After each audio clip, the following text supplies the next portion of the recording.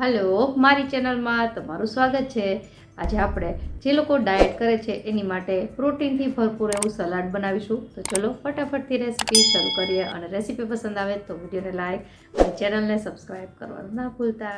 તો mix કઠોળનું salad બનાવવા માટે મેં અહીં કાળા ચણા, છોલે ચણા અને રાજમા છે ત્રણેયને 3 થી 4 કલાક માટે ગરમ પાણીમાં પલાળી રાખ્યા હતા। જો તમારી પાસે ટાઈમ હોય તો તમે આખી રાત પણ પલાળી શકો।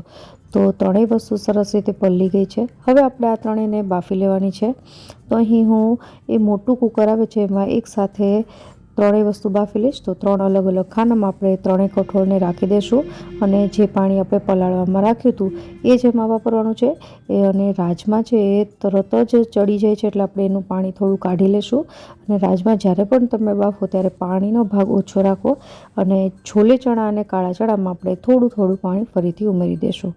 અને ત્યારબાદ હવે અહીં અડધી ચમચી જેટલું મીઠું છે ત્રણેય કઠોળમાં એડ કરી ત્યારબાદ હવે મોટું કુકર લેશું જેમાં મેં 2 ગ્લાસ જેટલું પાણી ઉમેર્યું છે। અને ત્યારબાદ કાળા ચણા, એના ઉપર છોલે ચણા અને એના ઉપર સૌથી ઉપર આપણે રાજમા રાખીશું। રાજમા સૌથી ઉપર સાઈડ રાખવા।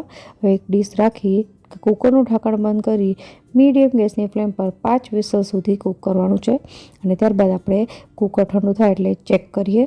તો તમે જોઈ શકો છો કુકર ઠંડુ થઈ ગયું છે અને હવે આપણે ચેક કરીએ તો રાજમા છે એકદમ ઓછા પાણીમાં પણ સરસ રીતે ચડી ગયા છે અને એ જ રીતે બીજા બધા કઠોળને પણ આપણે કાઢીને ચેક કરી લઈએ। હવે સલાડ બનાવવા માટે આ બધા કઠોળમાંથી જે વધારાનું પાણી છે આપણે કાઢી લેવાનું છે। તો અહીં મેં એક ચાળણી લીધી છે કાણાવાળી, જેમાં આપણે કઠોળને આવી રીતે રાખી દઈશું અને ત્યારબાદ બધું જ પાણી નીતરી જાય અને કઠોળ એકદમ ઠંડુ થઈ જાય ત્યારબાદ એમાંથી સલાડ બનાવીશું।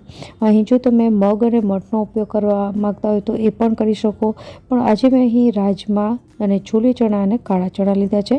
હવે આપણે એકદમ ઠંડુ થઈ ગયા બાદ એક મોટું વાસણ લેશું અને એ વાસણમાં આપણે સૌપ્રથમ થોડા વેજીટેબલ્સ જે તમારી ચોઈસ મુજબના ઉમેરવાના છે। મેં અહીં એકદમ ઝીણું સમારેલું ગાજર છે એને લઈ લીધું છે, ત્યારબાદ ઝીણી સમારેલી કાકડી, ત્યારબાદ ઝીણું સમારેલું ટમેટું, થોડું કેપ્સિકમ એને પણ ઝીણું સમારી લીધું છે। અને અત્યારે કાચી કેરીની સિઝન છે તો મેં એકદમ ઝીણી સમારીને કાચી કેરી પણ લીધી છે।